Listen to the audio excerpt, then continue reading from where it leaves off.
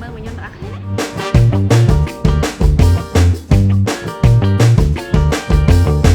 អូខេដល់គ្នាឥឡូវខ្ញុំបានហូបហើយខ្ញុំចូលចិត្តហើយឥ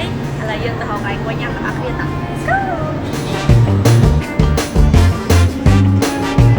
Go កន្លែងគួយបានឯងទាំងអស់គ្នាមានអត់ខ្វះអីម្យ៉ាង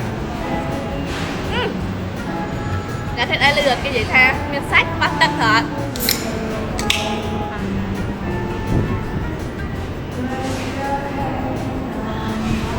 ពេញអត់សាមរ៉ៃថ្ងៃដល់ដំណាក់ចុងក្រោយ